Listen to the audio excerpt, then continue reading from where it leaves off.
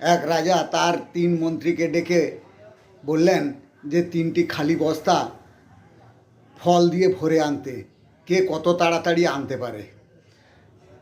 3 মন্ত্রী 3টি খালি বস্তা নিয়ে বাগানে গেল।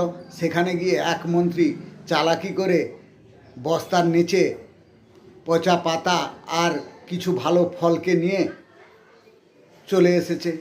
দ্বিতীয় মন্ত্রী সে পচা ভালো সব মিলিয়ে বস্তা ভর্তি করে নিয়ে এসেছে। আর এক মন্ত্রী সে পুরো বস্তাতেই ভালো ফল দিয়ে ভরে এনেছে।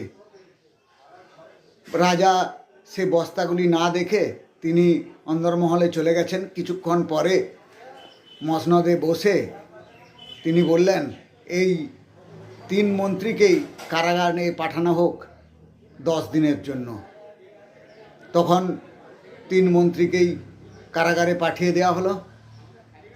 প্রথম মন্ত্রী যে পচা পাতা আর ফল দিয়ে ভরেছিল, সে তো 2 দিনে ফল শেষ হয়ে গেছে, বাকি তো পচা পাতা না খেতে পেয়ে খুব কষ্ট পাচ্ছে।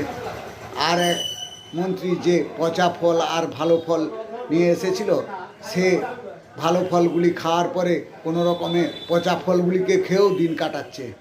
আর যে ভালো ফল দিয়ে পুরো বস্তা ভরেছিল, সে 10 দিন সুন্দরভাবে কাটিয়ে দিয়েছে।